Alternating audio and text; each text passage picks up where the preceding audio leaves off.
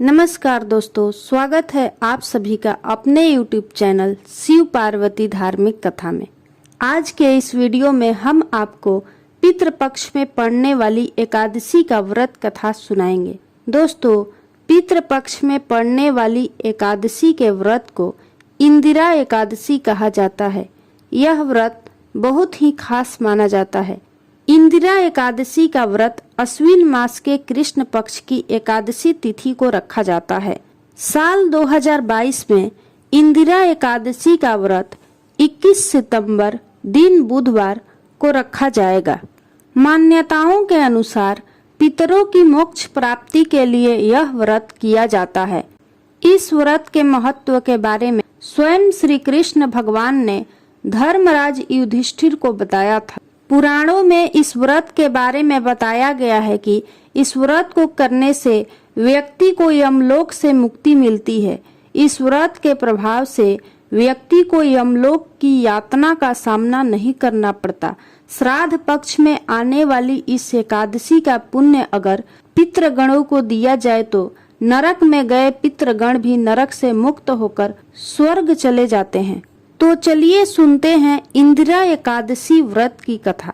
लेकिन अगर अभी तक आपने हमारे इस YouTube चैनल को सब्सक्राइब नहीं किया है तो जल्दी से सब्सक्राइब करके बेल आइकन को दबा दें।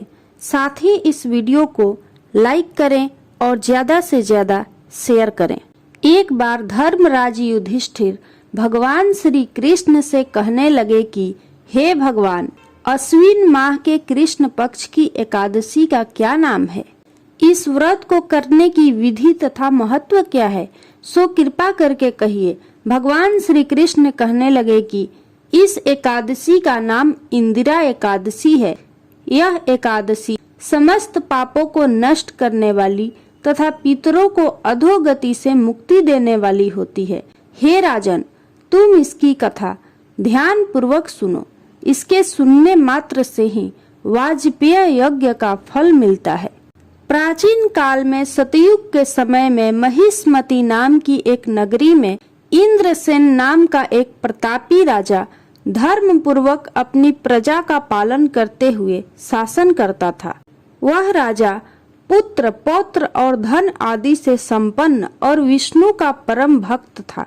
एक दिन जब राजा सुख पूर्वक अपनी सभा में बैठा था तो आकाश मार्ग से महर्षि नारद उतरकर उसकी सभा में आए। राजा उन्हें देखते ही हाथ जोड़कर खड़ा हो गया और आदर पूर्वक उन्हें आसन पर बिठाया। राजा ने महर्षि नारद जी का बहुत सत्कार किया। सुख से बैठकर मुनि ने राजा से पूछा कि हे राजन, आपके राज्य के सातों अंग कुशल पूर्वक तो हैं? आपकी बुद्धि धर्म में और आपका मन विष्णु भक्ति में तो रहता है। देवर्षि नारद की ऐसी बातें सुनकर राजा ने कहा, हे महर्षि, आपकी कृपा से मेरे राज्य में सब कुशल है तथा मेरे यहाँ यज्ञ कर्मादि सुकृत हो रहे हैं। आप कृपा करके अपने आगमन का कारण कहिए। तब ऋषि कहने लगे कि हे राजन, मैं एक समय ब्रह्मलोक से यमलोक को गया। वहाँ श्रद्धा पूर्वक यमराज से पूजित होकर मैंने धर्मशील और सत्यवान धर्मराज की प्रशंसा की। उसी यमराज की सभा में महान ज्ञानी और धर्मात्मा तुम्हारे पिता को एकादशी का व्रत भंग होने के कारण देखा। उन्होंने संदेशा दिया, सो मैं तुम्हें कहता हूँ। उन्होंने कहा कि पूर्व जन्म में कोई विघ्न हो जाने के कारण मैं यमराज के निकट रह रहा हूँ।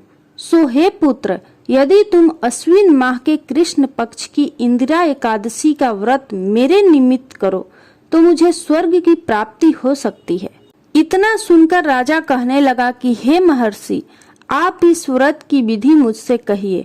नारद जी कहने लगे, अश्विन माह की कृष्ण पक्ष की दशमी के दिन प्रातः काल किसी पवित्र नदी में जाकर स्नान करें। फिर श्रद्धा पूर्वक पितरों का श्राद्ध करें और एक बार भोजन करें।